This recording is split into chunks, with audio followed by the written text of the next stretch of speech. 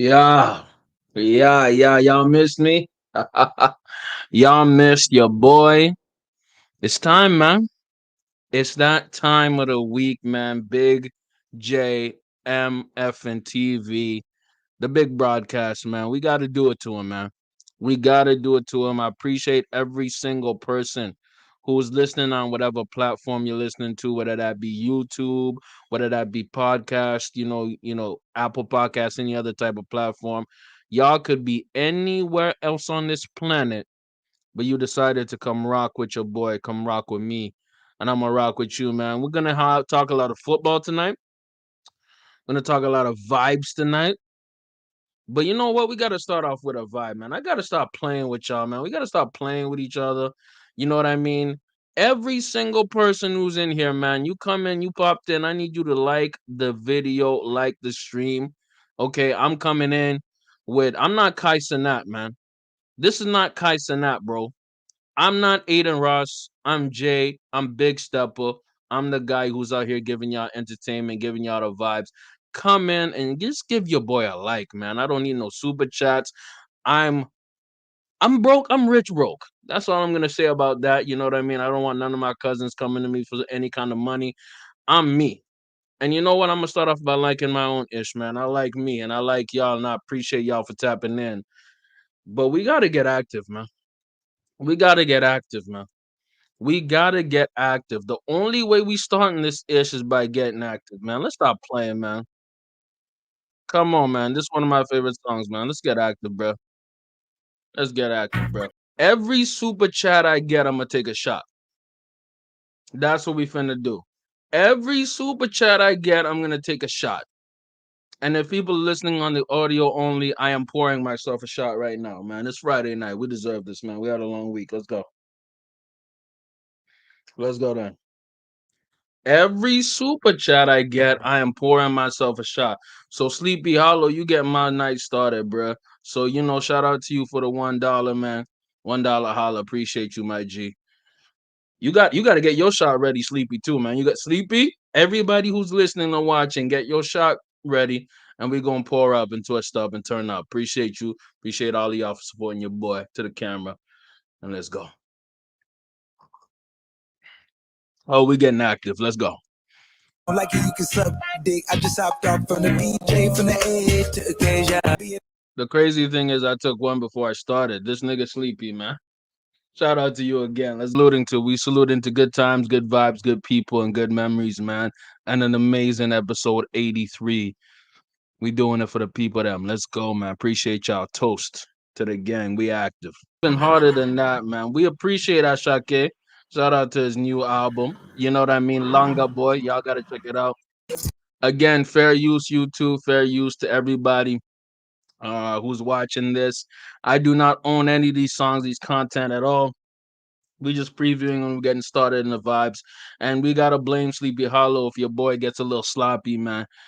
Like I said before, if you are sending a super chat, I will take a shot. You send a super chat, your boy's taking a shot. Let's get it, man. I'm already too deep. Let's go. Bitch, nigga, that shit sound crazy. Boy, you wanna get rich? Stop. But by the way, I want to start off by saying this. This makes me want to go to a strip club, right? Shout out to the strip clubs. We have horrible strip clubs in well, I won't say my location. In the city that I'm in, we have horrible strip clubs. Get in the chat if you from my city, bruh. Horrible strip clubs, bruh. We ain't going to get into this quality, bro. Let's go, man. Shout out to Bagals. Bagals has actually gone lower in the quality. That's my preferred one. But if we're talking about the city, I like Newton. Shout out to Newton. Closest to me is Fairfax. But Fairfax is hit and miss. It's very hit and miss at Fairfax. Shout out to sometimes it's godly, but sometimes like, bruh, what is we doing out here, man? It's like the C or D team.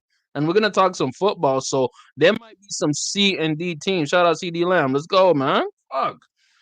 But this strip club looks popping, man. It's definitely like not like our city, man. Talk to him, Sleepy. To remind y'all about one of those rules, man. Don't beef about a hoe, man. There's plenty more, man. Eeny, meeny, miny, mo. You know what? When I was younger, bro, I'm gonna say it like this, man. People who know me, shout out to Sleepy Euphoria. He knows me. Beefing about a bit. Well, okay, I won't use bad language. Beefing about a woman is a huge reason a lot of people crash out. A lot of men crash out. You know what I mean? That rule is so important because if you're crashing out over a woman, if that woman is not your wife or the mother of your kids, you're a certified loser. And even if that woman is your wife or the mother of your kids, she's going to choose, man. She's going to choose what she wants to do. So if she's over there dealing with your mans, you shouldn't get mad about it. You got to keep it player and move the hell on. You don't feel no type of way, man. Beefing about a female, it's disgusting. It's messed up. And unfortunately, that's what a lot of people crash out for. There's a lot of individuals in jail right now because they crashed out over a woman. And guess what that woman is doing right now? You're in jail and she's smashing a dude like me. Why is she smashing a dude like me? Because I don't give a damn. I never cared. I was younger, I cared. You know what I mean? I'm not impervious. But that's an important rule to life for all the men who listen to my podcast and my stream. And shout out to the guys because I get a lot of support from men. Shout out to the fellas, man. You know what I mean? And you know what? We're on a music vibe right now, man. We're on a music vibe. We're going to get to, you know what I mean, to the topics, but I gotta warm everything up. I gotta warm y'all up. You know what I mean? I gotta warm y'all up, man. We vibing. It's a Friday night, man. Let's go, man. Come on, man. Let's go. Let's go. In with the fellas.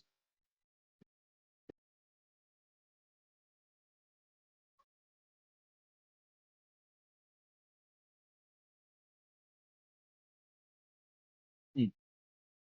Get in the way. By the way, fair use. I do not own this song. This belongs to ignorant young niggas from New York. Let's go.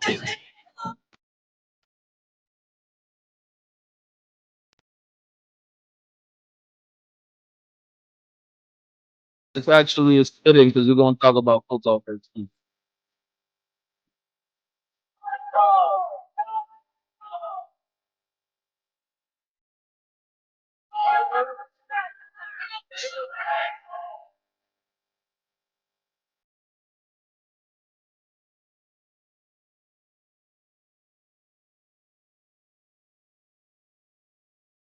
By the way, like the stream, like the video, give me a boy 5 stars. If you're listening on podcasting platforms, give me a review. It really helps me with the algorithm, helps me grow the channel, the podcast, and everything else. I appreciate y'all for even spending the night with me, man. We gonna turn up, man. We gonna pass it like Beckham. Let's go. Mm. Mm. Shout out to this track, man. TikTok's going crazy over this track. Let's go.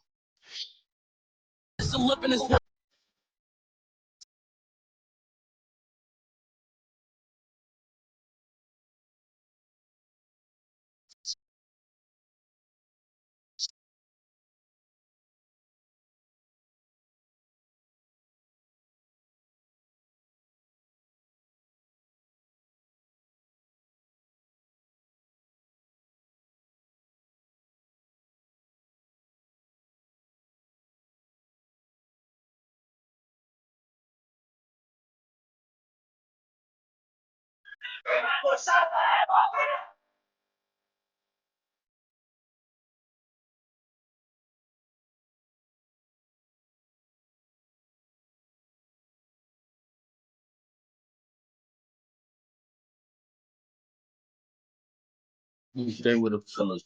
Mm. Mm. That's the better. Mm.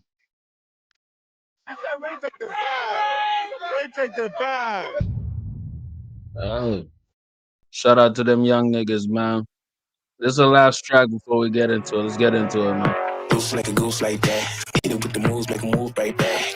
She had me how I do it like that. I tell her I'm This is for my EDM fans, people who rock with that kind of vibe, man. Shout out to Loud Luxury. They're a EDM group from, I believe, if I'm not mistaken, they're from London, Ontario. So they're local, not localish, but they're kind of local. They're from the vibes. They're from the part of the city, not the city, but the area in the country, man. Southern Ontario type energy. Weird link up because Loud Luxury is really really good, but I never really expected them. On God, I'm gonna keep it a stack. I did not expect them to link up with Bobby Shmurda to release this fantastic track. Shout out to Bobby Shmurda for extending or at least exploring outside of his normal, you know what I mean, scene. Shout out to him. You know what I mean? So if y'all want to rock with it, let's rock with it. I want y'all to want to get y'all a review of this track. I love this track. Let's go. Again, fair use. I do not own this track. This is covered under fair use. You know what I mean? For the reaction and content. Understand this, YouTube. Stop playing with your boy. Don't demonetize. Shout out to my nigga Sleepy Euphoria for sending a little bit of lag because YouTube be playing games, man. YouTube plays a lot of games. A lot of y'all don't know about this, but if you make content, you know the type of games that they play. So I'm not trying to push nothing. If you want to send a super chat, but the best way to support, even beyond the super chat, is the like button. Share button as well helps, but that like button, man, gets me in the algorithm, gets it popping. And anybody listening on the audio only applications, give your boy 5 stars and share as much as you can. The best way to support your boy. I'm giving y'all content. I'm giving y'all what I can on this Friday night, doing the best that I can. I appreciate y'all. Every single person out here, I appreciate y'all. We can have one person in the MF and chat, and I appreciate you above anybody else, man. Let's get it popping, man. We cool like that. See our nigga Bobby Shmurda, our boy Bobby Shmurda, go from being in jail for 6+ years to now enjoying his life, man. Never told on nobody and actually stood to the code. And now he's making EDM tracks. He's on like a Waka Flocka type of journey, man. Shout out to Shmurda, man. I'm gonna say something like this. We need more black people to come to EDM and those type of vibes, and because we're not very represented in that scene, but there's a lot of history pertaining to EDM, house music especially, that has a lot of black influence. So to see Bobby Shmurda, you know what I mean, a nigga from Brooklyn, a Jamaican dude, come and represent and kill it on this track, I'm very proud. I'm very happy. And I rock with this track, man. Cool like that. Let's get it poppin', man. Love it, man. Shout out to our boy Bobby Shmurda, man. And we gotta get to the topics, man. We gotta get to the topics, man. I appreciate the patience, man. I appreciate the vibes. Y'all having fun. If y'all having fun, tell your boy having fun out here, man. We gotta talk about football right now, man. And the topic, the subject du jour, the real topic we gotta talk about. Yes. Brandon Ayuk and CD Lamb. Absolutely. Absolutely. And this is how we're gonna talk about it, man. Let's start off with CD, man.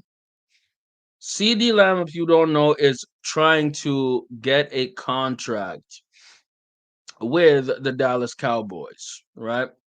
And this comes after he had an amazing season, right? A career season last year with the Dallas Cowboys. And you could argue, and I would argue right now, that he is a top 5 receiver in the league. Who's CD Lamb? This is CD Lamb. Okay. Dallas Cowboys receiver. And with new updates of what's going on in the league, the Dallas Cowboys are the most valued franchise in all of sports. Okay. Dallas Cowboys are evaluated at something like $11 million. You know what I mean? Valuation. So what I'm gonna do is I'm gonna search up the valuation 2024 of the Dallas Cowboys. By the way, I'm not a fan of the Cowboys at all, not even slightly, but I respect the Dallas Cowboys. Our boy Sleepy saying he's top three. I would put him down lower at maybe top. I'd put him at top five, probably closer to five. But if you would argue that he's top three, you're not wrong. You're not wrong at all because there's only maybe four receivers who I'd put above him. You know what I mean? Who would I put above him? I'd put Tyreek Hill above him. I'd put Justin Jefferson above him. I'd put Devontae Adams above him. And I guess at that point, CD might be number four or number five. But if we're talking about the top receivers in the league, CD Lamb deserves to be a top five placing. Now, why does he deserve to be a top five placing? Because of what he did last season. We're gonna look at the stats. 135 receptions. Absolutely monstrous. 1,749 yards. Absolutely monstrous. And we got, you know what I mean? His longest was 92 yards, 12 touchdowns. Absolute beast. You know what I mean? Does that deserve a top three placing? I say yes, but I give him more. I put him at four. I'd maybe put AJ Brown above him, but if we're talking about the top receivers in the league, you know what I mean? He's up there. He's up there. Now let's look at the Dallas Cowboys valuation. You know what I mean? Let me show y'all the Dallas Cowboy valuation. The Dallas Cowboys are valued at $9 billion, bro. $9 billion. Now, my ghetto black ass is getting, $2 super chat. Shout out to my nigga. I'm not getting $9 billion. I can hope, I can dream. One day, maybe I'm gonna get to that level. I don't know how many countries I gotta steal from and people I gotta exploit. I don't know if I gotta do the Elon Musk thing. You know what I mean? Cover for politicians. But the Dallas Cowboys are not at a loss for money. Not at all. Not at all. And the thing is, I'm gonna give this disgusting creeper, you know what I mean, a lot of credit. I'm gonna give this nigga a lot of credit. I'm gonna give this old decrepit loser a lot of credit because he's the reason that the Dallas Cowboys are up 9 Bs. We're not talking bloods. We're not talking, we're talking billions, man. We're not talking M's, we're talking billions. That valuation has risen. If you look at Forbes right now, we're looking at Forbes. Get out of here, Diane Branderson. We're talking about Forbes. Historic, they've risen and they're always getting bigger. Unfortunately, what's not getting bigger is their W's. They lose a lot. They catch a ton of L's. They are horrible at winning football games in the postseason. Shout out to them. Shout out to my Baltimore Ravens because we do the exact same bullshit, especially recently. We lose in the playoffs. It is what it is. They have a valuation of $9 billion. What is the drama? What's the issue? The issue is this dude, CD Lamb, based on production, deserves to be a high earning, up paid receiver. Okay? Like my boy Sleep was saying, he deserves top three money. You know what I mean? Especially 25 years old. He's either entering his prime or he's basically in his early prime. Shout out to my boy Jamal. Dak is, I'm going to say something controversial. He's underrated. He's underrated. He's underrated because he plays for Dallas. He's underrated. You know what I mean? And we're going to get into a conversation talking about the Eagles because the Eagles have what I think. I think this dude is actually the better receiver in that division. I'm going to show you that this dude, I think he's the better receiver in that division. And this dude got paid a lot of money. So CD Lamb's contract should kind of mirror this dude because, by the way, I love the way he plays, by the way. Shout out to my boy AJ Brown, man. Fantastic football player. Amazing. But CD deserves to get paid around that range. So what we're gonna do, we're gonna listen to Stephen A. Smith and the First Take crew. By the way, again, fair use. They're going to discuss the CD Lamb situation. And I'm gonna stop and pause and talk and give my reaction in between these things. And we're gonna have a vibe again. I appreciate y'all for tapping in. We're gonna talk about Brandon Ayuk a little bit later. Again, the best way to support your boy, very, very simple. Like the stream. Start this off by saying that Molly Karam is incredibly annoying. I'm not a fan of hers. You know what I mean? She used to be very good at closing her mouth. And I mean this with no disrespect or misogyny or any type of way. I mean that as a moderator, you're supposed to be almost like a point guard. You're not supposed to be the star player. There's a rare time where point guards are the star players. We're talking about Allen Iverson. We're talking about, Steph Curry, but you can argue that Steph Curry is more of a shooting guard. But Molly Karam as a moderator is absolutely horrible. You want to know who's the GOAT moderator? I'm going to show you the GOAT moderator, man. You know what I mean? And ironically, she's actually a pretty good analyst. This is the GOAT moderator, bro.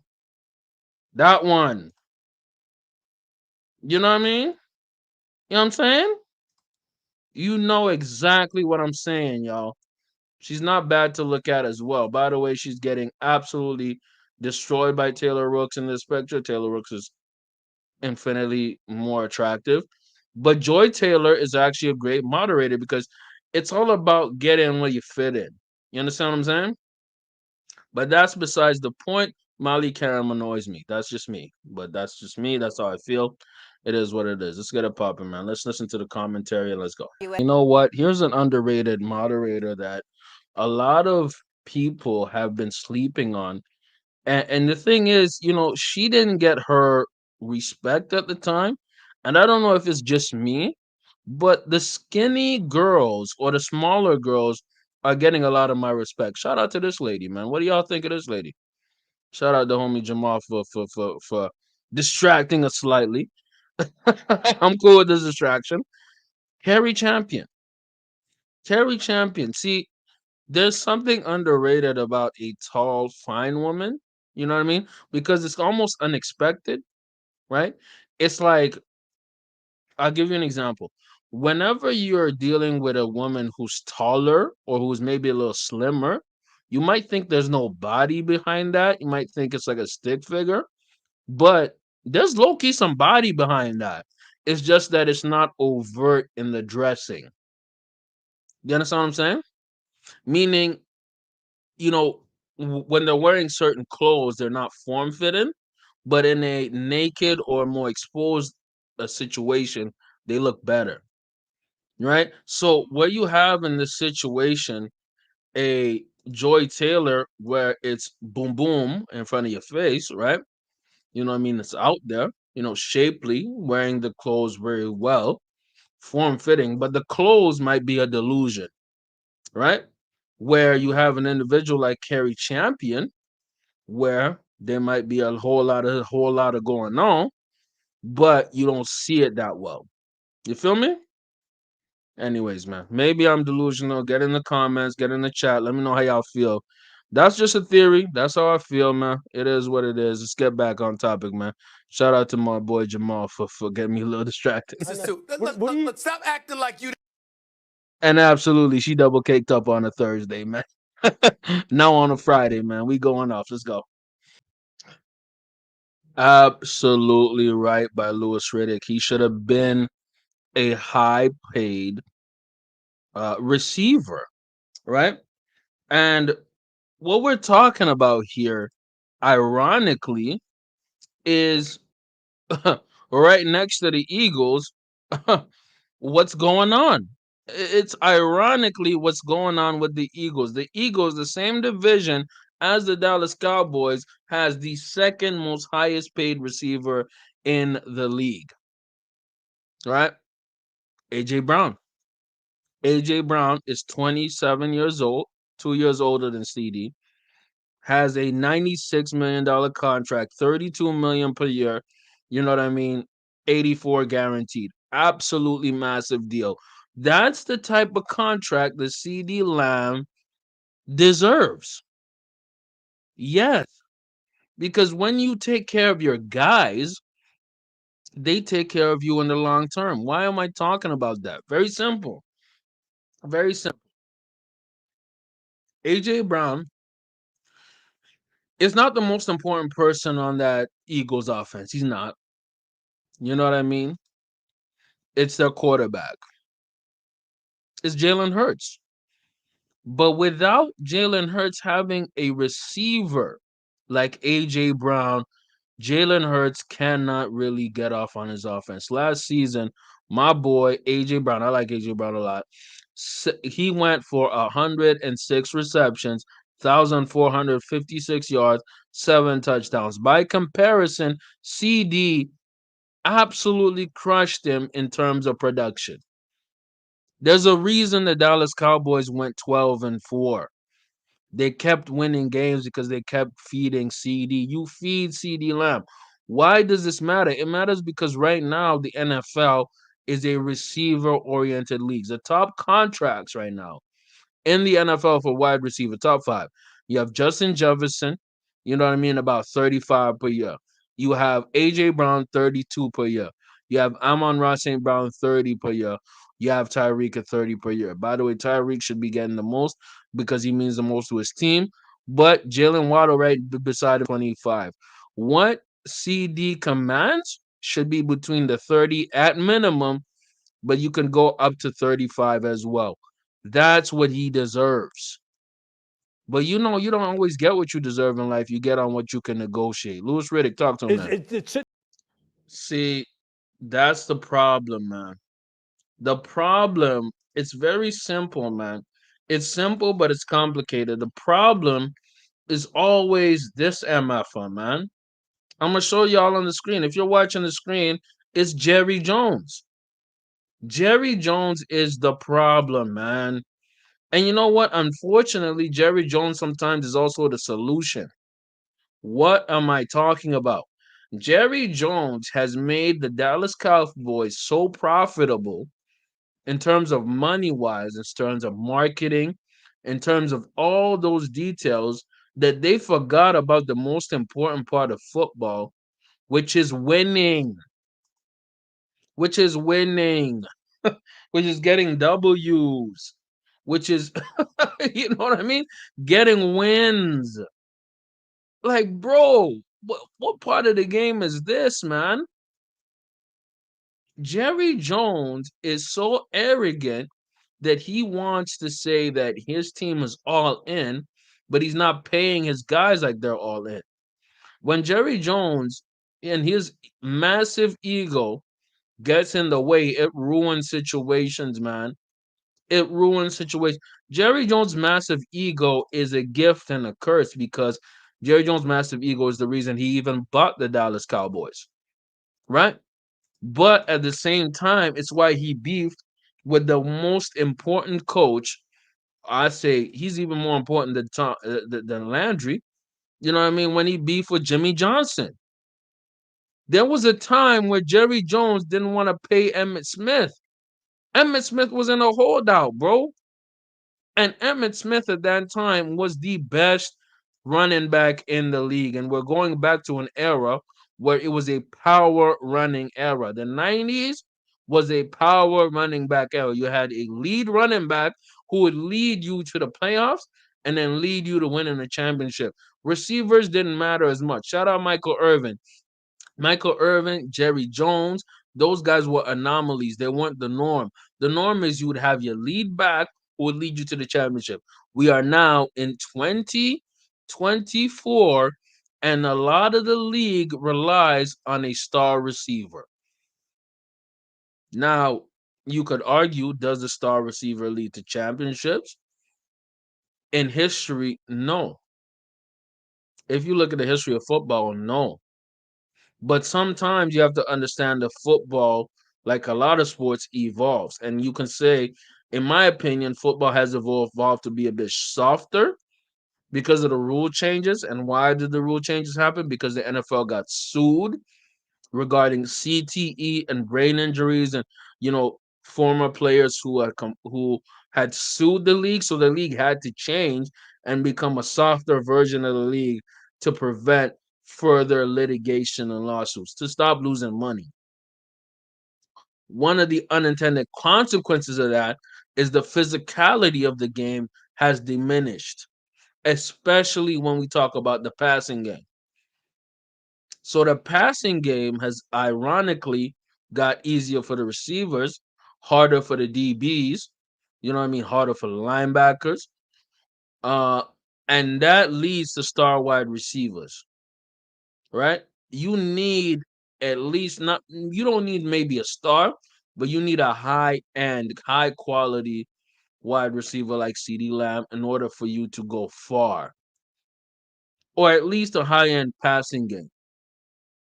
Shout out to the Kansas City Chiefs. Let's go back to the video, man. Let's get it back. Let's get it popping, man. Get in the chat. Let me know how y'all feel.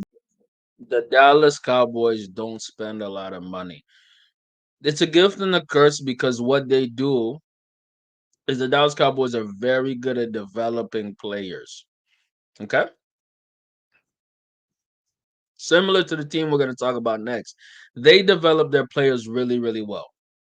Meaning they'll draft a solid guy and they'll make him a very, very top player in his position. Look at Dak Prescott, right? Dak Prescott is a third round guy. CD Lamb is a mid to late first round guy, but nobody expected, at least for me, I didn't expect CD Lamb to be a top five receiver in the league in year 3 or 4. I believe CD Lamb isn't going into year 4. Let me check again. He's going into year 5. My mistake.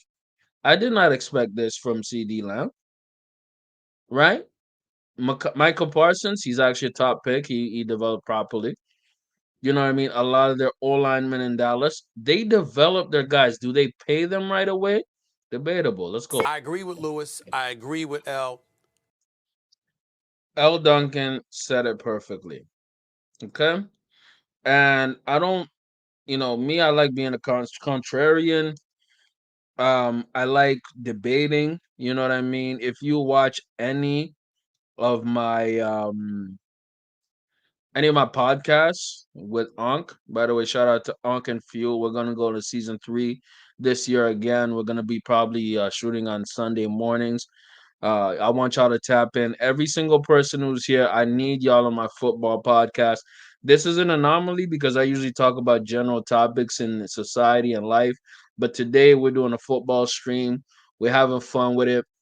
Shout out to my boy Sleepy. You know what I mean?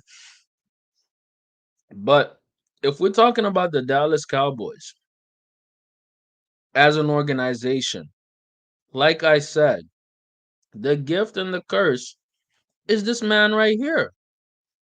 He's the gift and the curse, man. Because this man right here, when the Dallas Cowboys evidently start the season without CD Lamb, because I'm predicting CD Lamb is not starting the season with the Dallas Cowboys.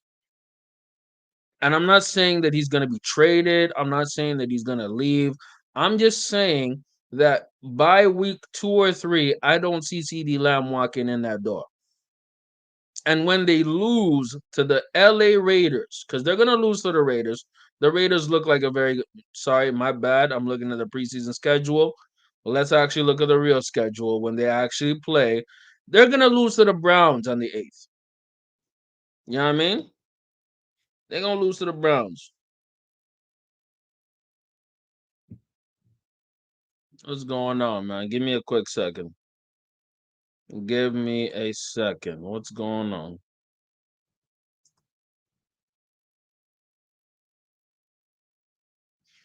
Hold on. Can y'all see me? Can y'all hear me? Testing. I'm back. Appreciate y'all. Um, not sure what's going on, but we back. Having some issues with the stream. Um, but when we're talking about the Dallas Cowboys, like I said, they're gonna lose to the Browns. They're not gonna lose. They're gonna beat the Saints. They're gonna lose to my Ravens. They're probably gonna win against the Giants because the Giants are a horrible franchise. What we're talking about here again is Jerry Jones and his arrogance. He thinks he can lowball CD Lamb. CD Lamb is playing top 5 football right now, man. Top 5 receiver football. You need to pay him. The Eagles were smart enough to pay AJ Brown in order to avoid contracting issues in the future, bro. Unfortunately, this idiot Jerry Jones does not have the foresight to say, "Yo, let's get this guy signed up quick and ready and easy before this becomes a big issue." I'm telling y'all right now, I like the Washington Commanders more than the Cowboys right now.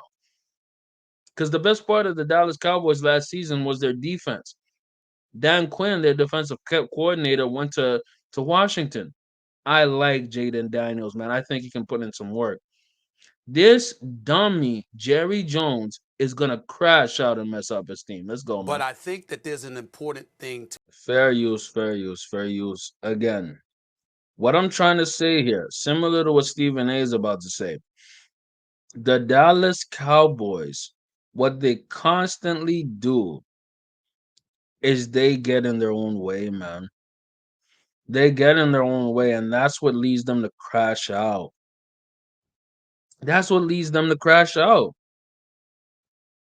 If you don't get in your own way, you don't crash out. A successful football franchise takes care of the small things before they become big things. If the Dallas Cowboys had paid CeeDee Lamb last season, right? And CeeDee Lamb knew this was a contract year. I think that's why CeeDee Lamb balled out. But if they had taken care of them early, they wouldn't have to deal with him later. And now CeeDee Lamb's agent is pushing probably a 35 to more contract per year because he's comparing himself to Justin Jefferson. Is that an accurate comparison? I think that's ridiculous. But when you're a top five receiver last season, numbers don't lie. Billionaire. Now, in logically speaking, right, it's because he wants to save his money. But you can be a dollar. I don't know this term, but it's something like a dollar wise or a penny's dumb or some ish like that. You have to invest in the guys who get you to the game. Let me tell you something. If I'm the Dallas Cowboys, I pay Dak whatever he wants. I pay Parsons whatever he wants. I pay CD whatever they want. Those three people are the most important people in that building, bro. The most important people in that building. Tavon Diggs might be a fourth. Other than that, Tavon Diggs actually I already paid. Diggs already paid. But everybody else is kind of dispensable except for them three guys. Let's go. Again, the Dallas Cowboys are led by an idiot. I done said it again. I'll say it 1,000 times. They're led by an idiot, man. And I say that respectfully, man. And you know what? It's disrespectful, but it's respectfully. He's stupid. He's the reason that the Dallas Cowboys have not succeeded in the postseason. The show is all about Jerry Jones. He's not willing to pay his guys as quickly and as efficiently. Let me give you an example of an owner who's actually, you know what I mean, in his same division who actually does the right things and puts his team in position in order to win. This guy,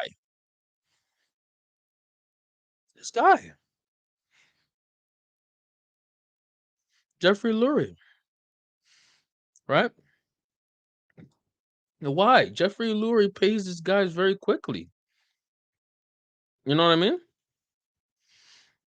And you know what I mean?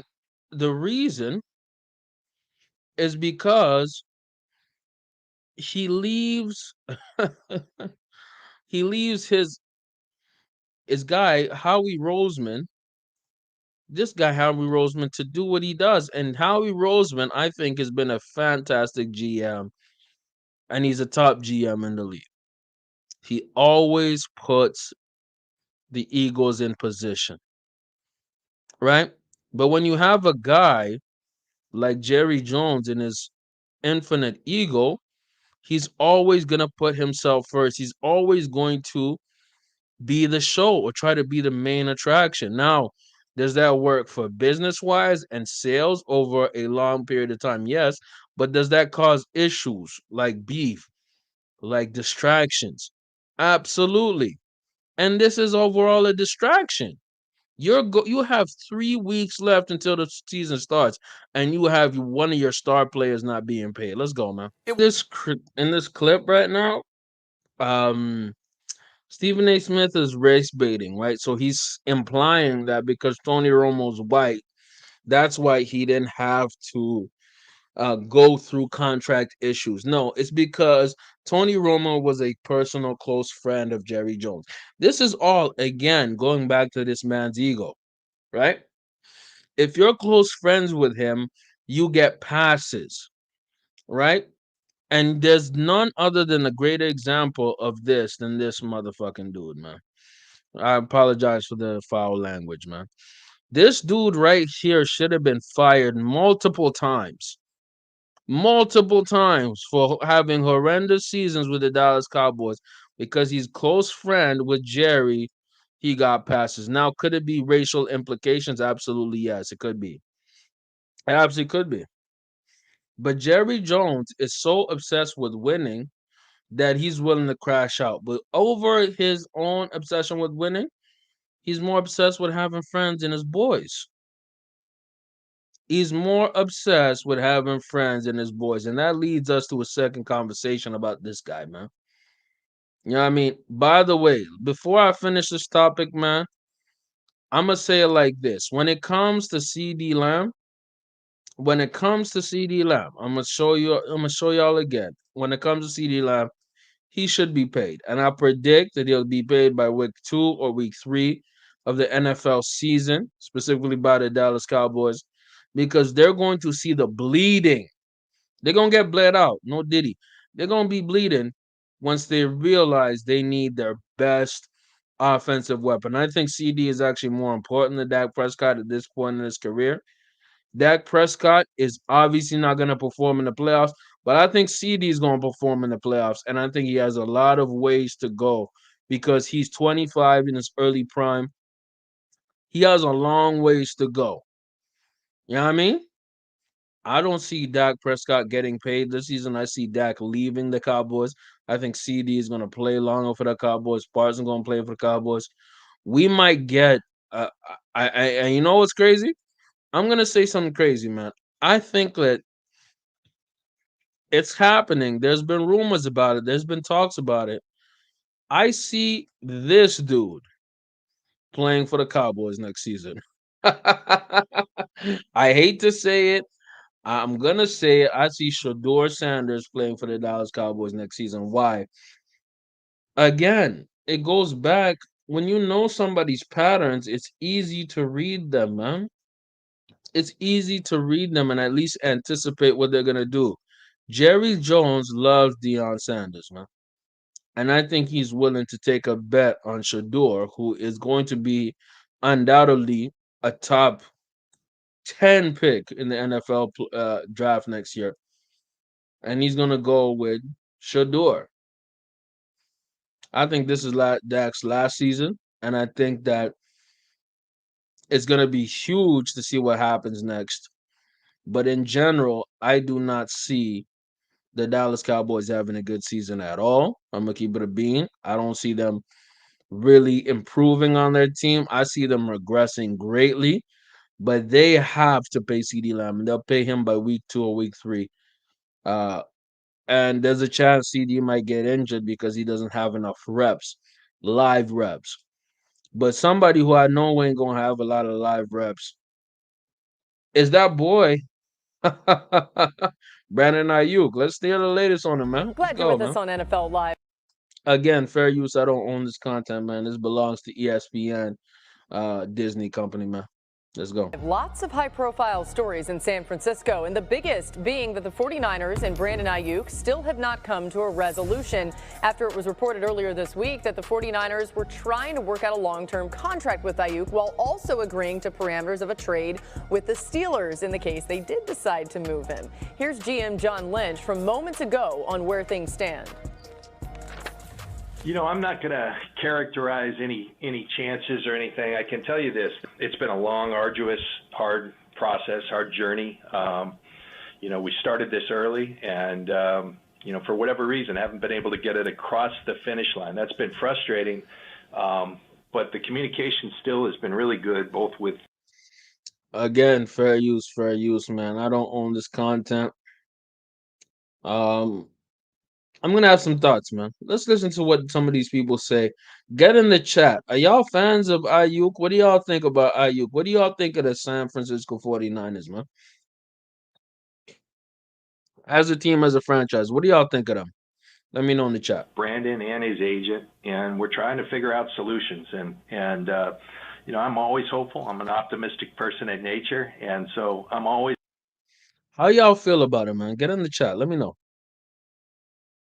hopeful that we'll get there and get there soon. I can tell you we feel the urgency to have him. The season's approaching, and we have ample time, and so we're working hard. And hopefully there's a resolution soon. That's all I can share with everyone. Couple words stuck out to me there, Adam. He said arduous and frustrating. What more can you tell us about this situation in San Francisco? And long as well, Laura. So those are the words that did stand out there. And you mentioned. By the way, I don't like Schaffner, man. I think he has a very repulsive, ugly face. I don't rock with him. I think he's a weirdo. I think he's a dweeb. I don't like him. In the slightest, bro. Great insider, though. Great insider. The fact that the Niners have had a contract offer on the table, that there were reports that they could be reaching agreement with Brandon Aiyuk, that they could trade him to Pittsburgh. All those things at one point or another have been true. They have been close to Brandon Aiyuk getting a deal done. They have been close to trading him to Pittsburgh. They have been close to trading him to Cleveland. They have looked into a trade with the New England Patriots. So there are all sorts of scenarios that at any various point within the last 2 or 3 weeks, I really thought that day that the issue was coming to a head, only to see it not happen. And now you heard the words of John Lynch. It's a hard thing to describe. It could reach its conclusion today, or it could drag on to the. And that's the problem here. Again, that's just the problem here. We're dealing with a situation that could drag on very much so. Right? I'm saying this right now, man. I don't like how this is being handled, man. I don't like how this is being handled at all, because this could drag on into the season. Now, is Brandon Ayuk the most important player on that squad? I don't believe so. But is he a valuable piece, especially for Brock Purdy? Because as great as Brock Purdy is, I have questions about Brock Purdy, man. Get in the chat. Do y'all have questions about Brock Purdy? I have a lot of questions about Brock Purdy, man. By the way, man, get in the chat, man. I see the chat being a little silent, man. Let's get it popping, man. Start of the regular season. It has been so hard to predict because essentially the outcome has been so elusive here. But I can tell you this, you showed the picture earlier in the day of being in Pittsburgh. I must have been stopped a dozen times by Steelers fans saying, "Are you here to see Brandon Aiyuk?" And I said, "No, I don't have to be in Pittsburgh to see Brandon Aiyuk. If anything happens, we could do that wherever we are." But the fact of the matter is, every Steelers fan is waiting to see if that franchise trades for Brandon Aiyuk, which it hasn't currently done. Yeah, listen, they got like 5 minutes to do it and get it in before the end of NFL. I'm just gonna keep it a bean, man. Brandon Ayuk on the Steelers. I don't know how that looks, man.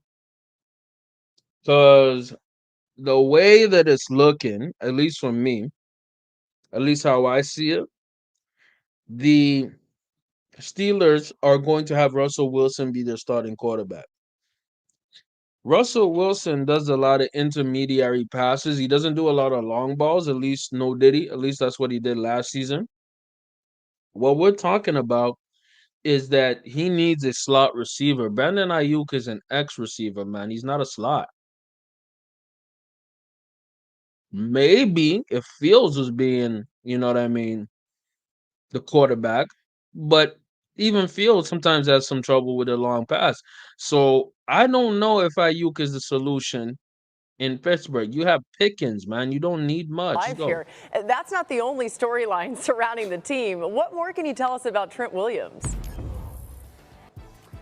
This is the most important person on this team. Trent Williams is the most important. Get in the chat, man.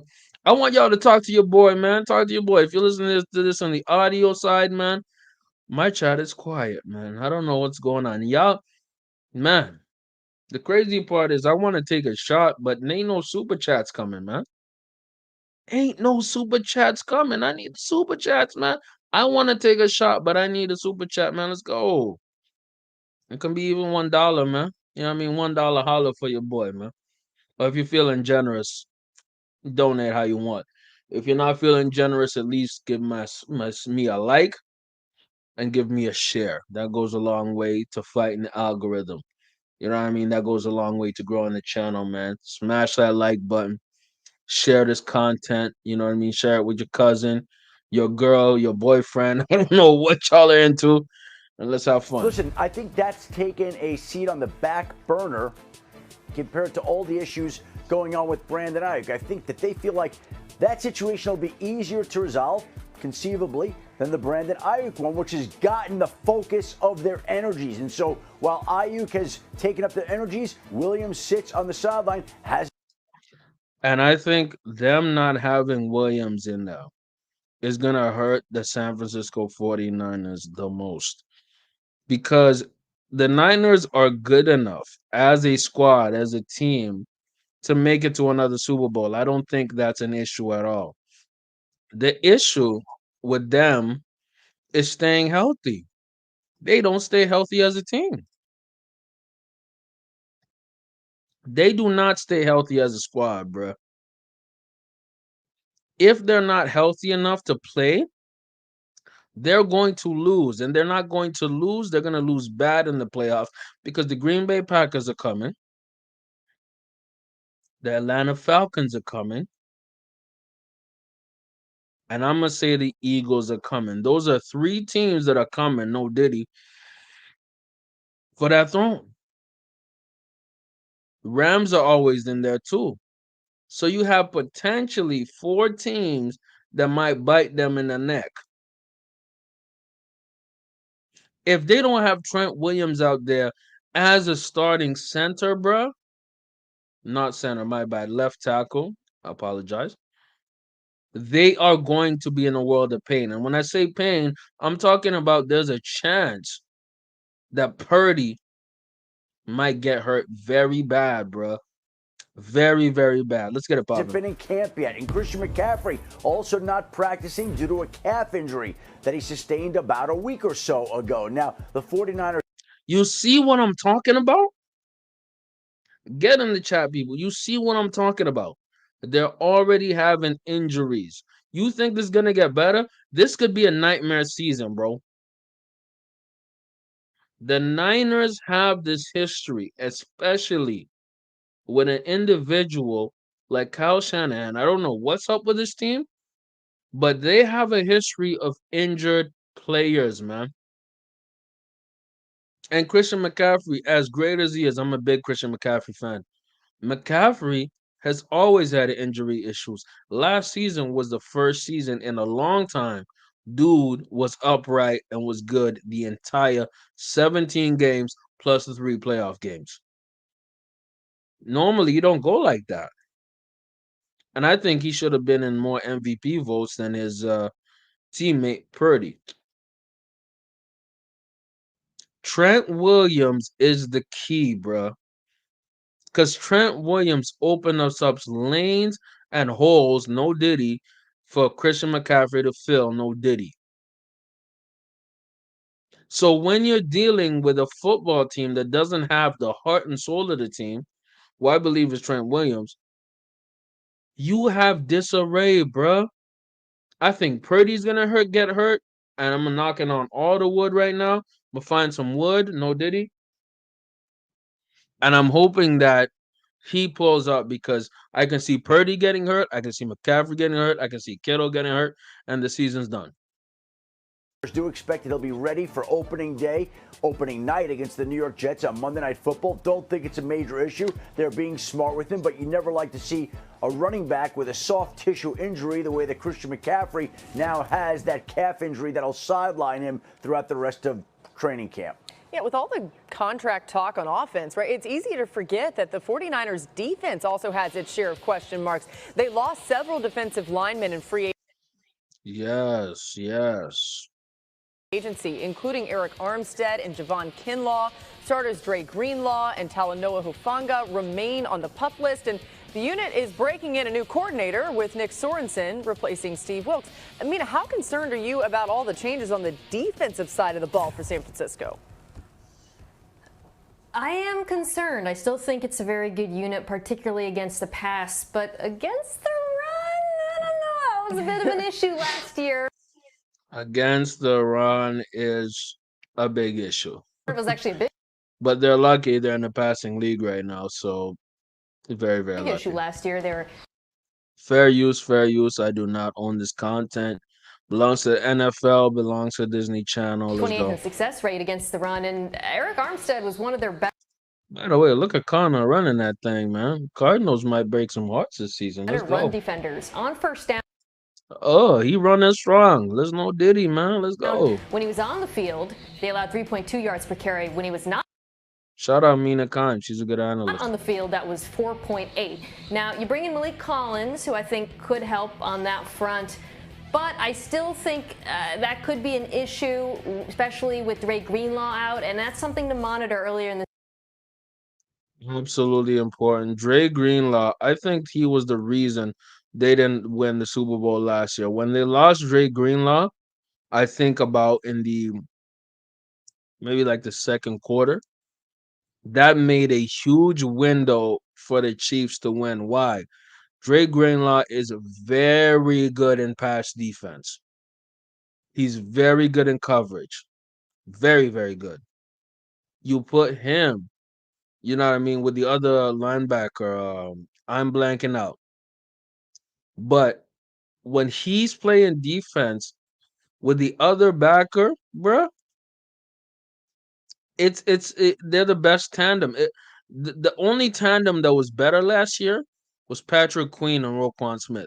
But when you have a tandem of great linebackers, not only in coverage but against the run as well, Dre Greenlaw could have stopped a lot and could have neutralized, not completely, but he would have made Travis Kelce's night very, very tough.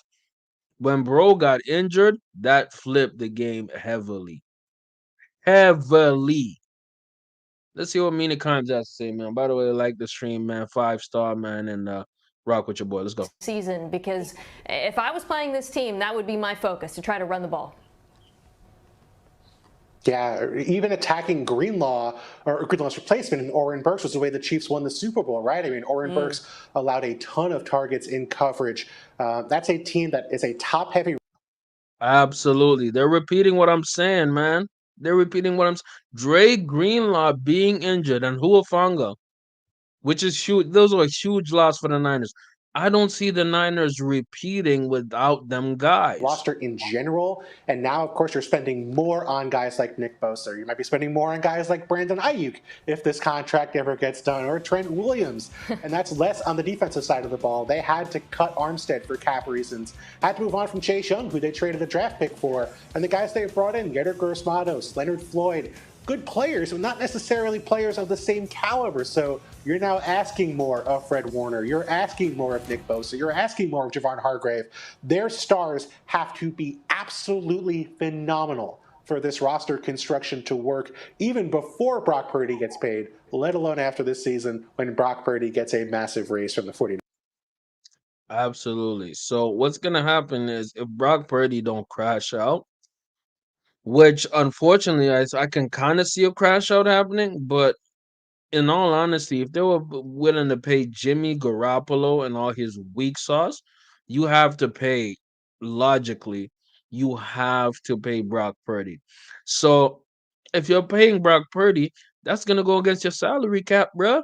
You won't be able to keep Hufanga. You won't be able to keep Dre Greenlaw. You won't be able to keep a lot of, obviously, Brandon Ayuk. You won't be able to keep a lot of the guys because he's going to eat up a ton of cap space. So this is the window.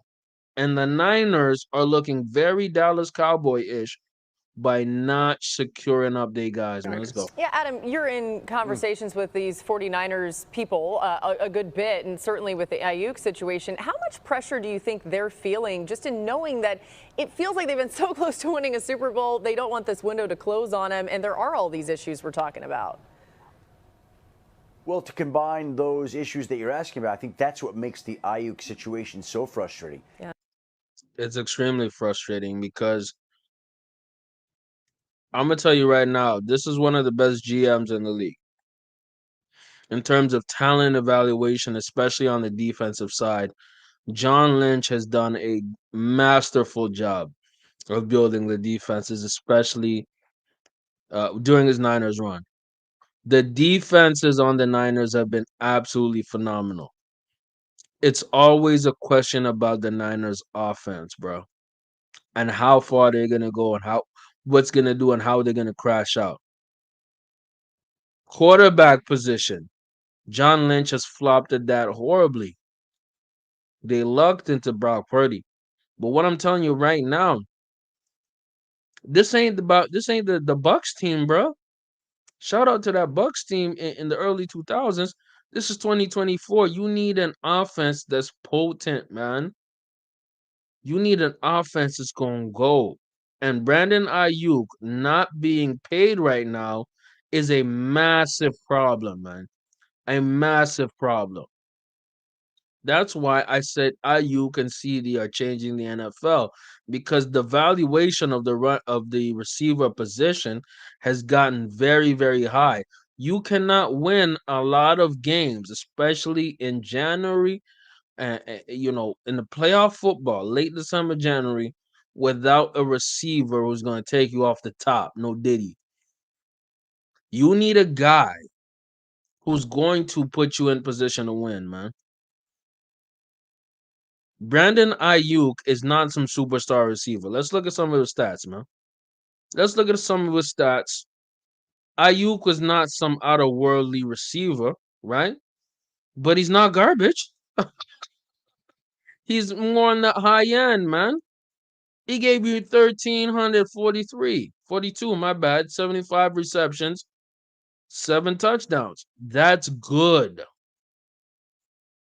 That's great, actually. That's great production. If that's your number one receiver, that's great production. You need that in the playoffs. You need that. Defenses are going to double McCaffrey. They're going to have their best linebacker on Kittle. So Ayuk is usually on an island. Exploit that. Exploit that. It's a great matchup. So if they're not exploiting that, what happens in the future? I'll tell you what happens in the future. You have an individual like Brandon Ayuk who leaves the Niners and plays for the Steelers or plays for another team. Irregardless of that, you're losing a number one receiver. They're not easy to replace, my G. Ask the Dallas Cowboys, man. Let's get it popping, man. Let's see That what's you've been this. so close to getting to the top of the mountain, and you need that player to get to the top of the mountain, and you can't get him signed, and right now you're struggling to find a trade. And if they do trade him, you need a receiver to replace him, but there are limited options out there. And so that complicates the whole thing. They are very limited options. The market is very scarce. So right now, Ayuk has a lot of leverage. Right? Ayuk has a lot of leverage because there's not a lot of receivers out there that are left. Right? Obviously, no number one receivers. Almost all number one receivers have a contract right now. If you're trying to take that next step and go where you haven't gone before, you need your best players. Brandon Aiyuk is one of their best players. So there's no way that this team can claim it will be better by trading Brandon Aiyuk this year unless there's a receiver out there they can get in return, which right now there hasn't been. Bears head coach Matt Eberflus announced that Caleb Williams and the starters will play tomorrow against the Bengals. Williams played 2 series in last week's game against the Bills, with both drives leading to field goals. Here's Eberflus on the goal for Williams in his next test. Very beneficial to play a Buffalo team that is very. All right, I don't want to hear none of that BS, man. Let's get to the main topic, bro. Brandon Aiyuk. Now, I'm going to say this right now. Brandon Aiyuk needs to get paid. Does he need to be top contract level? He's not Amon-Ra St. Brown. He's not AJ Brown. He's not Justin Jefferson. He's not Jalen Waddle. He's not Devontae, man. But could he get in that DJ Moore, Devontae Smith area? We're talking about 25 to 27 a year? Absolutely. Absolutely. Absolutely. Could he get in that Nico Collins 25 per year? Yes, he can. I do not expect Ayuk to get a Justin Jefferson or AJ Brown contract. No, but he deserves to get paid. I don't know where he is on this list, but he's probably down at the bottom. I'm going to search it up. I'm going to search it up, man. Hold up, hold up. Give your boy a quick second, man. I'm going to search up where he is on this list, bro.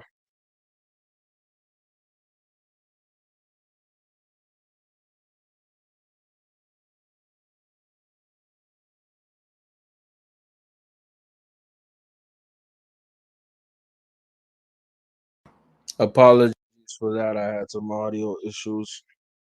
You know what I mean? So if we look at it right now, he's getting about 3 per year, 12 million per year, $12 million contract. You know what I mean? He's going to be an unrestricted free agent next year. This is not a contract to have, man. There's guys like Xavier Worthy who just got signed with the Chiefs who's making more than him. He needs to make sense. He has to re-up. But they have to pay him ASAP. They have to pay Trent Richardson ASAP because the man, Trent Williams, my bad. He's about 37 some years old. He has about 2 seasons left in him. You have to pay him. You have to take care of him. He is the heart of the team as well. And if you don't pay Trent, I think it's going to be a lot of hurt on that offense, man. You know what I mean? A lot of hurt on that offense. Trent Williams is a beast, man. 36 years old, one of the best left tackles in the entire league. And you need a left tackle. He's voted number 7 amongst all NFL players amongst his peers, meaning his peers, dudes who go against him, understand how important Trent is to that San Fran offense. You have to pay this dude, man. 36 years old, has about 3. He's one of the best left tackles of his generation, one of the best of all time. You have to pay this dude, man. Whatever amount he wants, you have to. He's a CeeDee Lamb, man. When you're talking about your top 5 players on your roster, you have to pay him. These are some of the moves that, as great as John Lynch is as a general manager, that have me scratching my head, bro. Some individuals, you just have to pay them, man. You can't treat them like everybody else, dog.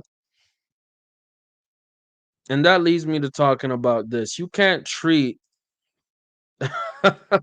this person like anybody else, man. We're gonna talk about politics. Let's go. Michael. That sounds like self-hatred By the way, fair use, fair use, fair use. I want to see how y'all feel about this. and justification of white supremacy. And let me just say this, because this congresswoman is a wonderful human being, but when you Get in the chat, man. Who y'all got? Let me actually put this in the chat right now. I might put it as a poll for the podcast. Who? Let me give me a quick.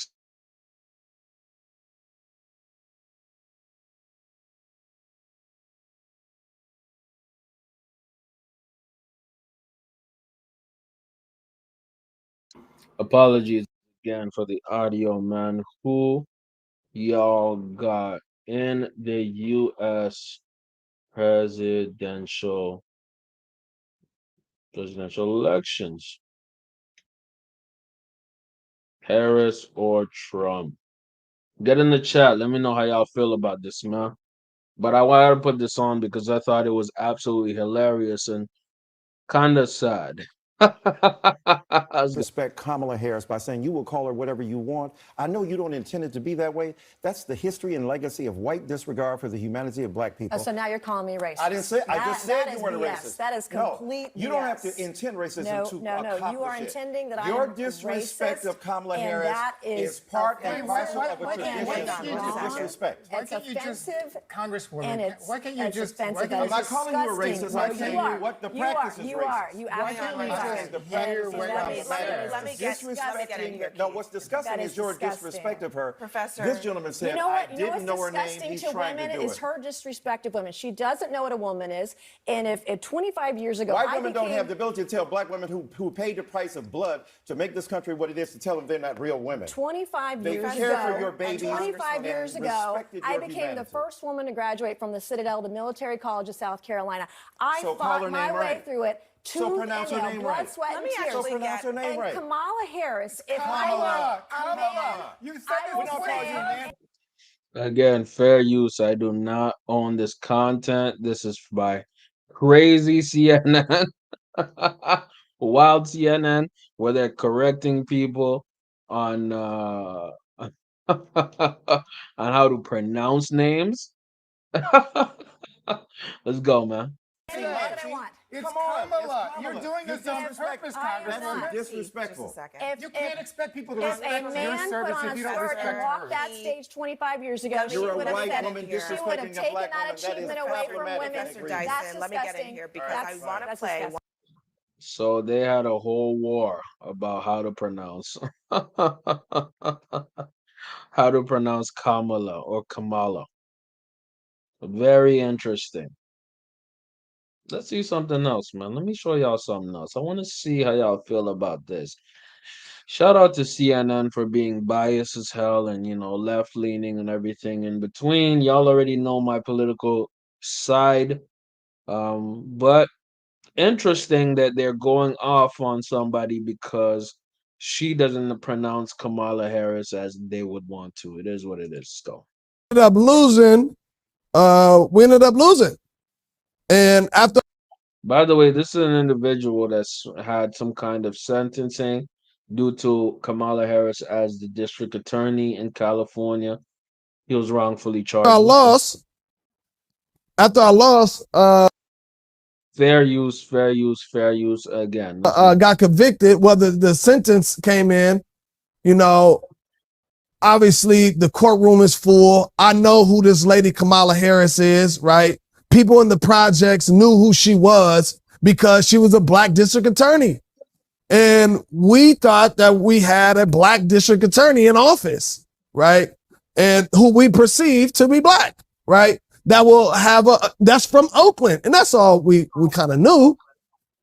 And we would think that, that she would, be a little bit more favorable to us. Now, during my trial, I didn't even think of this lady, just in general. I just knew that she was the head DA. They never came and tried to talk to me or anything of the sort, right? It was strictly, you did this, we charging you, you're going down. So am I? Let me say it like this. I'm gonna give y'all some perspective, right? I'm for black people, man. I love my people, man. I've done a lot for my people. You know what I mean? I go out of my way for our people, right?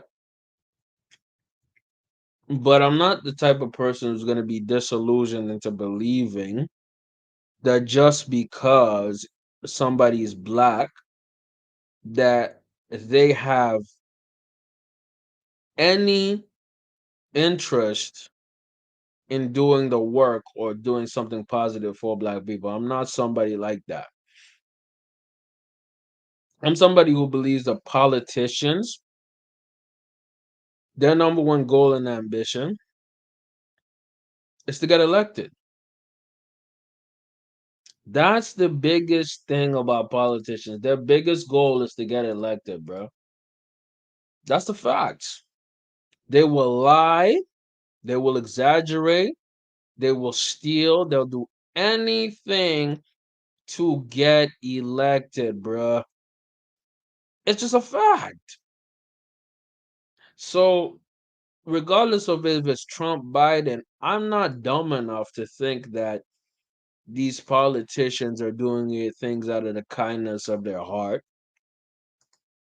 I understand that all of this is a campaign. I'm not American, I'm Canadian. We already have a messed up politician in power right now who is suspect beyond means. But all I'm trying to say here is in the United States, their elections and their campaigning is on steroids, and even their politicians are low key on steroids. You feel what I'm saying? So, what I'm trying to say here again is that these politicians are willing to do whatever to not only maintain power, but keep power and gain power. Trump is like that, obviously. Kamala Harris and the Democrats are like that. The irony of this whole situation is if you go to one of the, I like this polling site. It's by Nate Silver called the Silver Bulletin. He does it on his Substack. They're very good at looking at stats and aggregating averages and percentages. And right now, Kamala Harris is at, I believe, 46.7, while Donald Trump, he himself, is at 44.3. Kamala Harris has a slight lead, right? And when you have battleground states, they even have different areas of the election, right? I will say this: Nate Silver, he himself, he's a statistician, but he's also he's a Democrat, so he leans uh mostly left wing, right? Nationally, Harris is leading by about a bit, but that's about in the margin of error, right? And in a lot of battleground states, she's up slightly within the margin of error, of course, but she's up slightly, all right? Let's see what some people who are in California what they think of her. And that's why I was talking about this individual here who's talking about his case as well. Preliminary at my on verdict day, I remember seeing her in the back when I walked in, and when they laid down the announced that I was convicted for first degree murder, which I already knew I was convicted because the jury asked a question to the bailiff because they give like these questions to be clear to the judge. It's kind of funny how they putting Kamala there laughing her ass off. You know what I mean? It's funny to me, man. It's funny to me, but bro. Anyway, Or whatever it may be, and we get to we get to know what the question is. They bring us down to what the question is. And the question was, what's the difference between first degree murder and second degree murder? So I already knew that they just decided if it's going to be first degree or second degree. So I already came in there with the energy of like, I'm convicted. Now, they already knew too. So that's why the courtroom was super packed.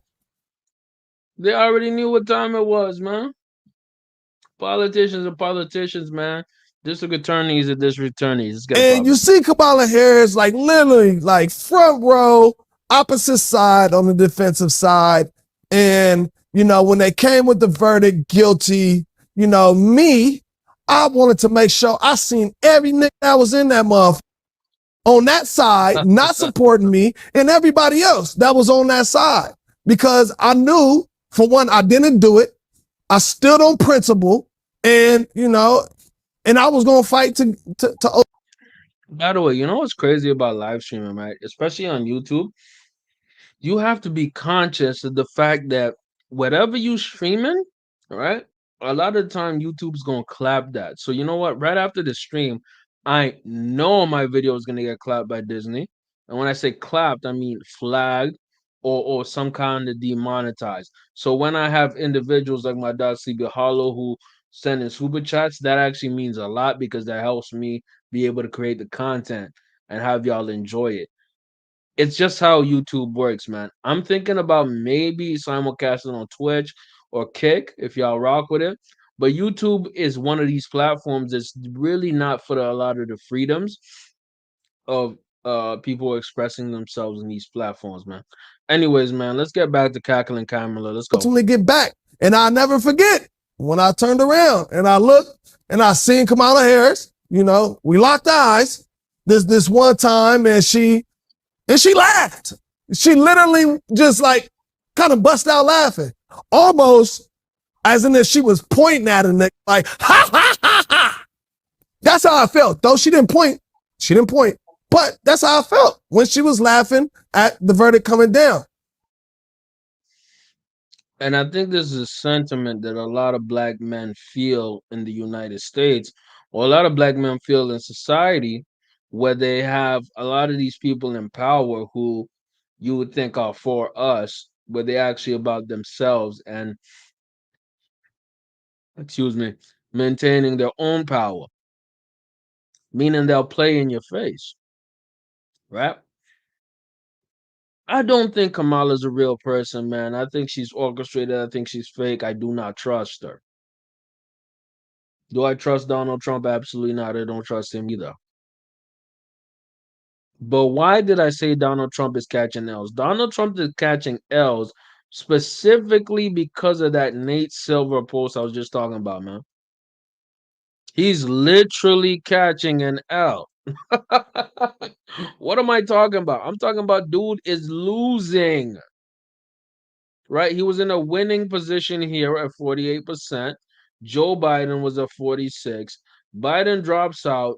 This entire race changes once Biden drops out. Her numbers or his numbers, because they're part of the same campaign, Kamala Harris goes up. Why do I like talking about politics? Because politics is very similar to sports. The difference is in politics, it's about a lot more manipulation and marketing. Ironically, I think Jerry Jones would be a fantastic politician because he does a lot of marketing and manipulation. It is what it is. But let's combine sports. Let's combine sports and politics. Let's combine that. Let's put on our boy Marcellus Wiley. Shout out Marcellus Wiley, man. I'm gonna be right back. I'm gonna have him spit to you. By the way, fair use, fair use. Don't play with me, man. Let's go. I'm gonna be right back. Let's get into this conversation because I don't know how to feel. A lot of times I come here and I lean on you guys.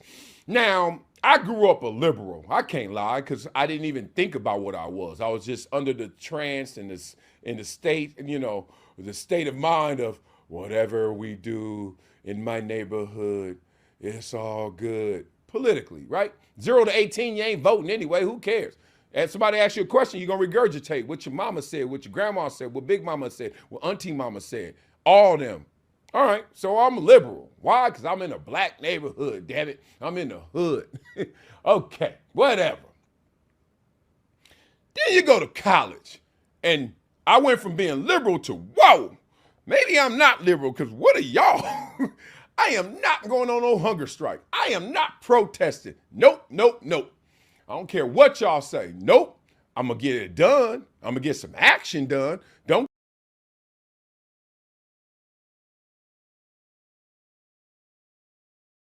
Apologies for that, man. Y'all got to tap in with Marcellus Wiley, man. He's dope. Rock with him. Check out his platform. I'm going to link the video right now. Put it in the chat. And I got to get the chat blinging, man. Y'all out here in the chat, man. I want y'all to speak up. Speak up for your boy, man. Let me know y'all thoughts, bro. Let's go. Get it twisted. But nah, I ain't getting a Sharpie and a whiteboard and just taping it to a stick. You got me twisted, dog. I'm about to go get these books done. I'm about to go get this ball done. I'm about to get up out of this sucker and make a mark. Way I'm going to get some action done is being about that action, boss. So I started to challenge my politics, but ooh. I think that, a lot of us can relate to Marcellus Wiley on this, especially black men, where we weren't very politically activated. We just thought about activating our own lives and dealing with what we got to deal with and not being politically. There's a lot of black men out here who don't vote, period. There's a lot of black men out here who see that the political system, whether that be in the United States or, America or even Europe, is already screwed and lean to one side or the other, and your side has no actual say and your voice has no say. But we're gonna find out, and I think a lot of people found out that that's not always the case. Let's go. Ooh-wee. As the older I get, the more conservative I get. I am an old ass conservative. I must have been born. I feel him though, man. I feel the same way, man. I'm not some super, conservative dude, but I get a little bit of what the conservative movement says and believes. I actually understand it a lot more. And I'm not advocating for either side. I'm just saying that I understand one side a bit more and I relate to one more. Let's go. In Georgia, so I don't know what the hell. However, I just received something that crystallized who I am. Y'all hear it all the time. I'm a moderate. I am. I actually listen to both sides. I am. I actually. Yes, that's actually how most black people should be. We should be agnostic with our vote and our perception of whichever side. We should go with the side that's giving us the most. The Jews do that. The Chinese do that. Indians do that. They're not a monolith sticking on one political side. Why? Because it's more leverage in negotiation. Let's go. Actually care about both sides. I have never been in a discussion or argument where the other side had zero to say. Now, I've been in some where it's 0.001, like everything else a lie, but that 0.001. Now, what made me understand that I was a moderate? I received, because I'm in the know of certain things, a text message from a political party that is A very, very important part of the video right here. A text message from the political party. Let's go. out there recruiting. I mean, recruiting like Alabama, like Texas, like Georgia, recruiting people to actually vote.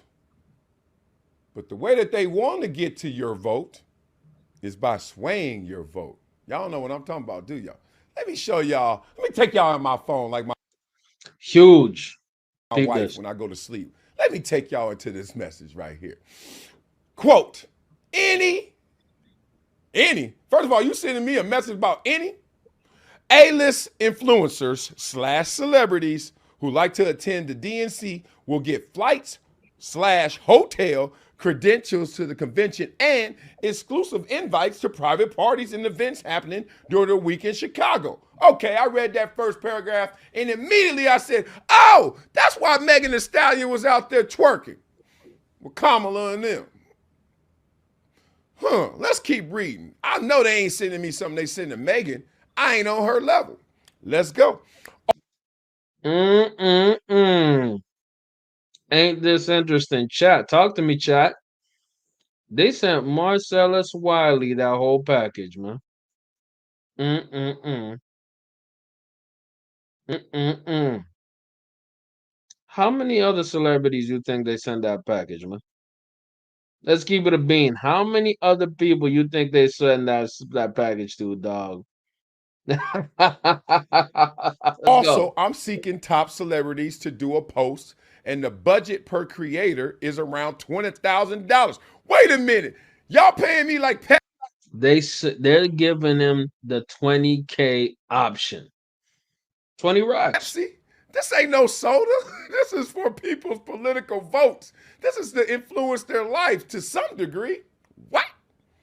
But we'd be happy to Huge issues, money and politics, man. We're gonna talk about that on the back end. Let's go. talk through if there's anyone with a bigger influencer plus message in the line. That means I could get more than 20. They find out it's me. They sent me this. I'm about to eat. Let's go. What is it? DNC and DJ Run. Nah, it ain't Run DNC. It's DNC, Democratic National Convention. Let's go. Democratic National Convention. What are y'all doing? Why y'all sending these random texts? Don't deny it. The reason this matters is because the Democratic National Convention is indeed going on between the 19th till the 23rd, which is the week next week. But it could be between the 18th and 24th, which is the Sunday to Saturday. Facts. So this looks verifiable. I'm a denier. Where? Chicago. Hey. I rock with Marcellus Wiley for exposing this. He didn't have to, but he did. Respect him. Immediately, I'm like, Chicago ain't bad. Chicago, April to August is fresh. Offer. Wait a second, 20K. Okay. They recruiting niggas because Kamala Harris is losing black men. It's incredibly obvious. They're recruiting black men because Kamala Harris and her campaign is losing black men. It's very simple, very obvious. Let's get it. Plus flights. Okay. Hotels. I know I'm be staying somewhere. More specifically, black American men. We're not talking about any other, men. Outside of America, yes, I agree with that too, because, things have become more symbolic than actually tangible. Same reason a lot of people don't rock with Justin Trudeau in Canada right now, because he's very symbolic. He's not a very tangible politician. Let's go. Fresh, etc. That's the best word when it's next to the money line. Etc. Oh, them incidentals on you, fool. Dates, August 18th through 24th. Wait a minute. We got a Pop Warner game. We got a flag football game. I got a basketball tournament, 2 basketball practices. Got to take my girls to camp. This ain't it. Oh, and shout out my nigga Wiley, man. Priority. My Democrat. No. All right. The money is being paid for the required social media posts. That ain't nothing. 20K for a post? Shoot, I post anything. I post whatever you want. It ain't true. And attending the events in Chicago between the 18th and 24th. Selected guests can stay one night or all night. Man, I'm Lionel Richie. All night long. This nigga foolish, man. Let's go. Nothing else is required. What you mean nothing else required? Look at all what you asked for. You ain't even asked if I'm Democrat or not. You want me to do a lot and don't even know what I am. That's the influencer package. Nothing else is required. Okay, Democratic National Convention looking for talent. I can submit you, but also do not have to. Wait a minute. All that reading and all that got me hyped. Long story short, that package was not just sent to Wiley, man. That was sent to a lot of other black men. Up to be a Democrat and to go out there and get paid to sway somebody. Oh, that's Marcellus Wiley. This is kind of the reason why Donald Trump is catching L's, because the ground game, I think, is actually better than the Trump campaign. What am I talking about? I'm talking about they're willing to reach out to Marcellus Wiley, who is niche as it gets in terms of sports and black men, to pull this message. Which other black male influencers are they also reaching out to? Strategically, this is smart. This is smart. Marcellus Wiley put a clog in that wrench by actually exposing this ish, man. Let's go, man. Oh, I remember you when you played against the Bears. Oh, you ate them boys up. I'm voting like you. You Democrat? Me too. Now I am. Actually, as much as Marcellus Wiley is making a joke out of that, that could actually be a valid excuse for somebody to vote one political side than the other. It's literally that ridiculous and that minuscule. It's a fact. I ain't know before, but I saw you here, so now it's on. Take that away, big dog. Let's get that off the screen. Jesus. Okay, genuine question. I mean genuine, because I see both sides of this one too. It ain't 50-50, but I see both sides. Are you okay with that? Are you okay with this? I don't even know if the RNC, look at this, it's Crippin' blood. RNC is doing it. Maybe they don't think I'm Republican. I don't know. Maybe it's coming. Maybe, didn't they already have that? Oh, I missed it. Damn it. The Republican National Committee had already passed it. What happened late July. So they can't even hit him up on the back end. You know what I mean? Because it already passed. But the Republicans should have hit him up. They hit up Amber Rose, which I think was semi good, but Are y'all okay with that? I'm trying to make this lighthearted because I hate when people get mad at politics. I'm like, shut up. Oh, I hate when people get mad at politics. Oh, that shows you how much I care and invested. No, it actually shows how you have a lack of emotional control. Because if you can't understand, you got to vote, I got to vote. So 1-1. Shut up. Why we got a beef? You still got yours. I still got mine. I'm not trying to take yours. Don't try to take mine. Okay? Let me tell you, I am not. y'all get in the chat, man. Let me know what y'all think, man. Like I said, who do y'all got winning the election, Harris or Trump? It's going to be very interesting. It's about 80 days left. Let's go. I'm not. And even though I'm Canadian, this actually does affect our politics, ironically, because the U.S. is our closest trading partner and it's our closest ally. Massive nation. It is what it is. Get in the chat. Let me know how y'all feel. Cool with this. I'm not a fan of this because it's not concerned with my beliefs. Then ask me one question about that. It's not concerned with if I'm genuine or not, why I post that. Your beliefs don't matter. You're a black male. The Democrats are gonna assume you're gonna vote for them. It's like in Canada. If you're black or you're not white, the Liberal Party is gonna assume you're going to vote for them because you are just a number, bro. You're not an individual. You're a black male. You're a Democrat, obviously. That's how they look at you, man. They tell you to put on your chain, nigga. You're a slave in their eyes. You're part of that slavery. But let me tell you something that I like about Wiley. Wiley says, I'm not going to wear your chain. I'm not going to be your servant. I'm not going to lean with your preconceived notions of what I am. You feel me? I'm a warrior. I'm not going to be your puppet. That's why he exposed the text. Let's go. Go to these events. I could just be taking the money and just laughing and still voting for Trump. Smart finesse, but a lot of people do that finesse as well. Yeah. Go ahead. It just basically told me if you want some money, here he is. And a lot of people will take that money. Shout out DL Hughley. Take this. As my Uncle Josh used to say, shit. He used to say that too. Man, come on. It's strictly marketing with no concern. Yes. Yes. Marketing. I don't know why my chat is quiet as hell and y'all in here, but again, it's marketing. You have to understand that I'm not saying the presidents are selected. I'm not saying that.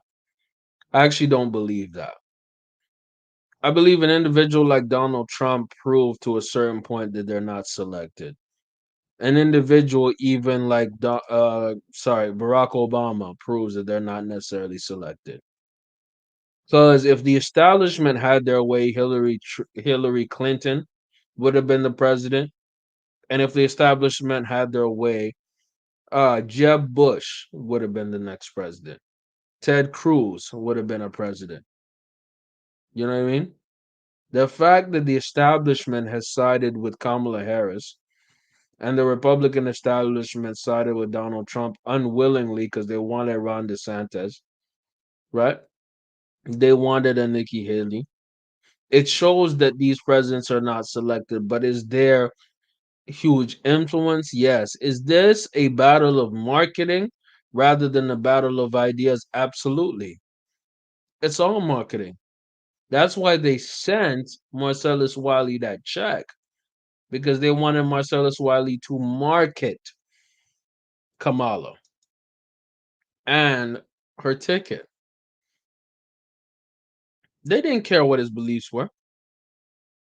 They didn't care if he ended up electing Trump or voting for Trump. They just wanted him to use his influence to help her get votes and get elected. Because this is not about really picking a politician.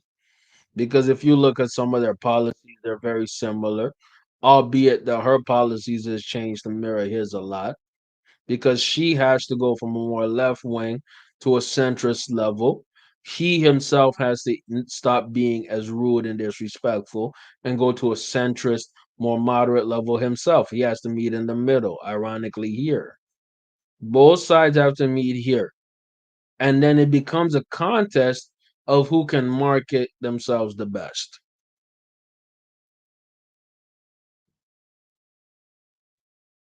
That's the contest, bro.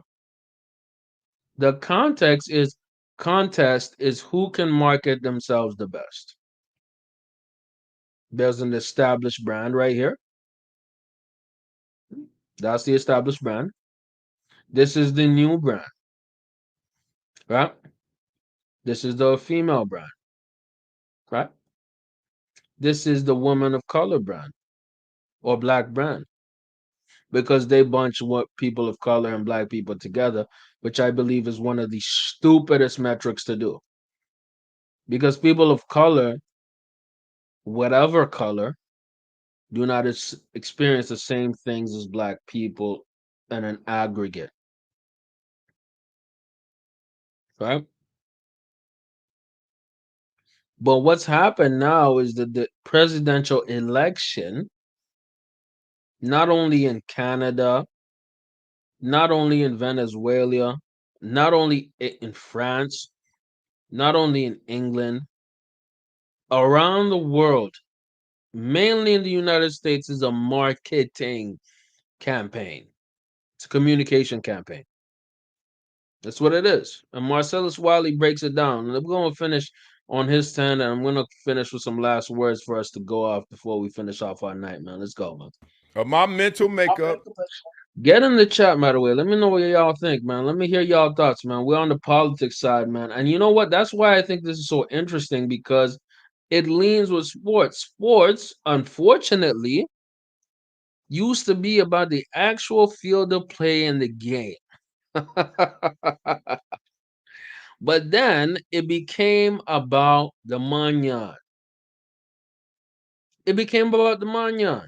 And when you talk about the manyan, and when I talk about money, manyan, I'm talking about money. It comes about the valuation. Again, we are circling back to the Dallas Cowboys. They are the number one most valued sports franchise in the world, pushing $9 billion, close to $10 billion.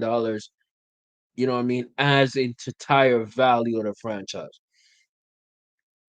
What you're talking about in politics is the Democrats and the Republicans both value the huge amounts that are battling in a war of marketing. It doesn't matter who the candidate is.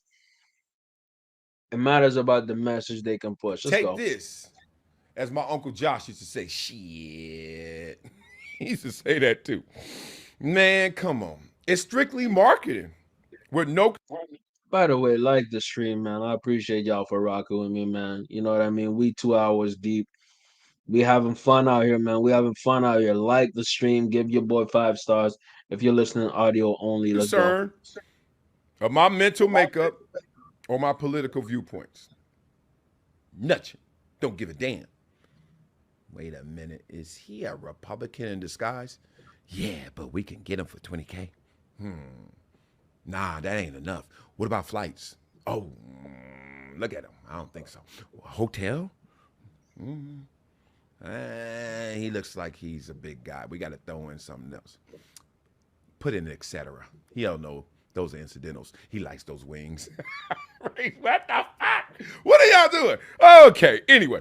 All right, so I'm trying to rationalize, so I'm going to go on the other side, right?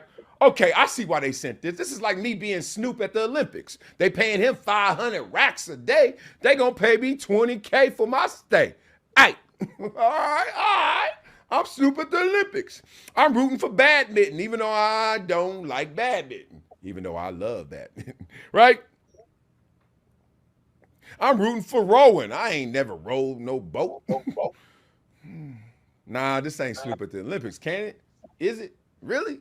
You paying me just to show fanfare? Nah, because the stakes are different, right? Everybody roots for sports in some capacity, some sport, even Snoop breakdancing, something. Nah, these stakes are higher. The consequences greater. So this ain't Snoop at the Olympics, y'all. What is this?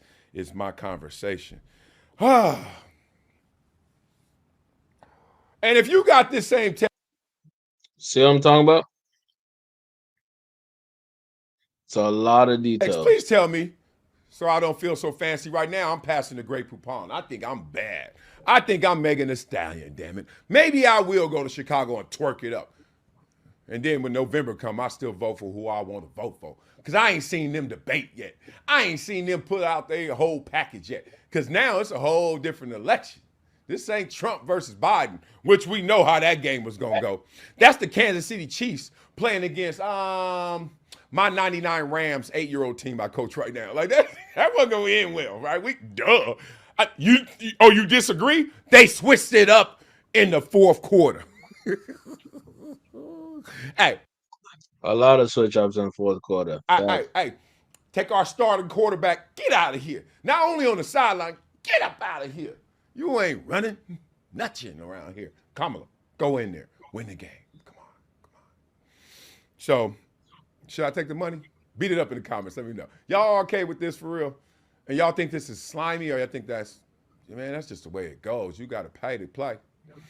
Beat it up. Is it Snoop at the Olympics or is something else? Beat it up in the comments. Let me know what y'all think.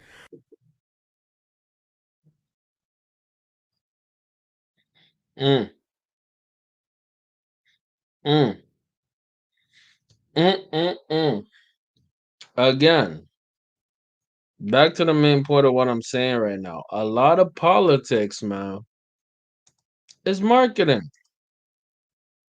It's marketing. Kamala Harris needed an older white dude for her campaign because she needs to market herself as not a radical super leftist, and she needs the Rust Belt. She needs the Midwest, bro. It's all marketing. And as we go into as we go not only into politics, as we get close to the election, I'm gonna put some tabs on this. Obviously, y'all will know. I'm telling y'all my bias. I lean more on the Trump side. I don't lean more on the Kamala side. But I see. I'm not blind. I understand that Donald Trump is losing because his marketing and his messaging is not hitting. And the strategy that Kamala Harris and her campaign is doing by not doing interviews or doing public facing materials and by keeping her hidden, quote unquote, the basement strategy is working. It's efficient. So in the marketing game, she's winning. Less is more. And he's losing because he's doing the most. But we're going to see. And this is the fun part about politics. It is a war, right? To see who can stay, who can stabilize, right? And whoever stabilizes is the winner. So let's see. Like I said, get in the chat. Let me know who y'all got winning. And we're going to finish all this off like this, man. Let's have some fun with it.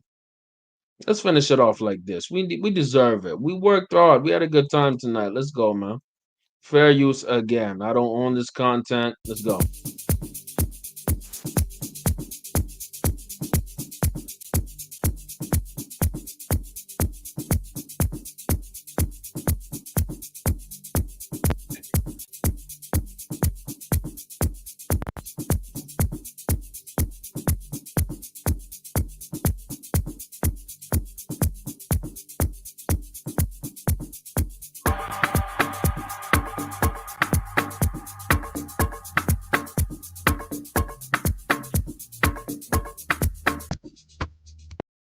Again, fair use, fair use. And let me say it like this. I appreciate y'all for rocking with your boy.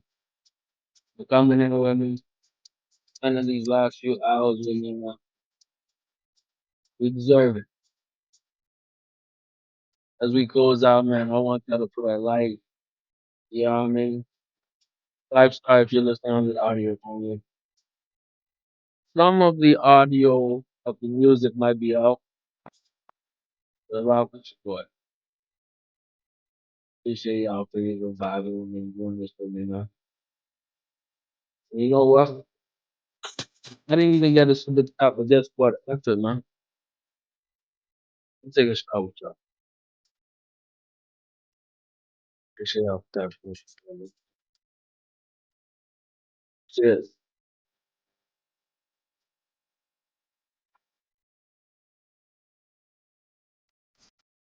Woo!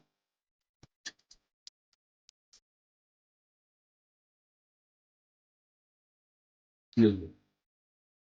Mm. Oh,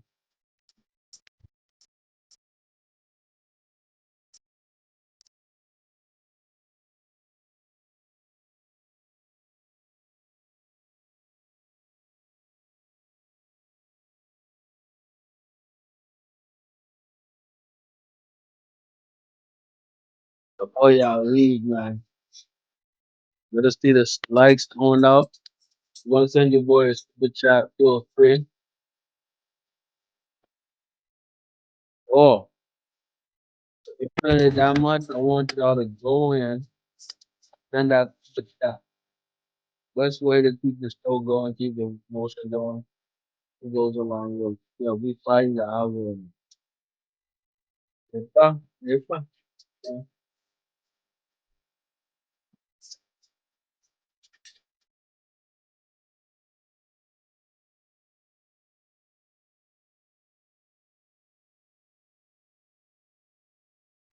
Mm. It's been episode 83, bro. Come on now. Been episode 83, man. Hey, hey, hey, hey. Ah, mm, hey.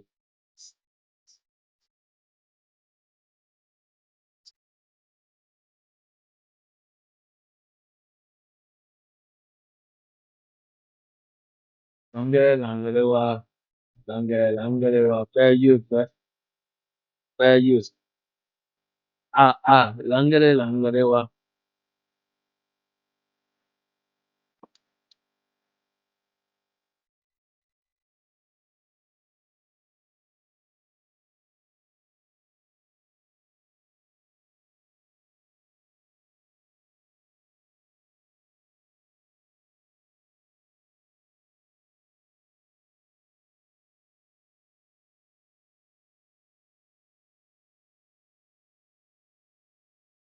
Appreciate y'all for tapping with the boy, man. 80s we episodes in the past.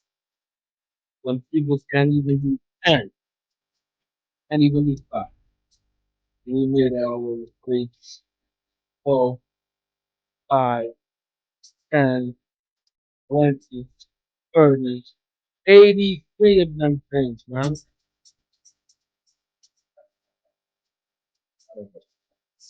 Yeah.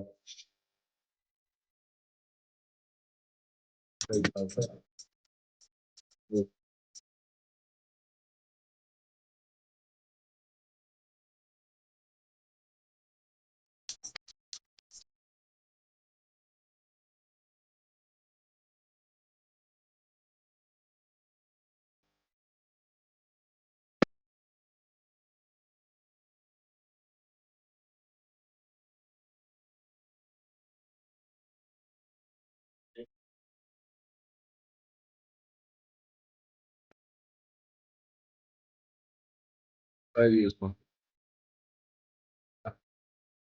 So this is about. Oh yeah.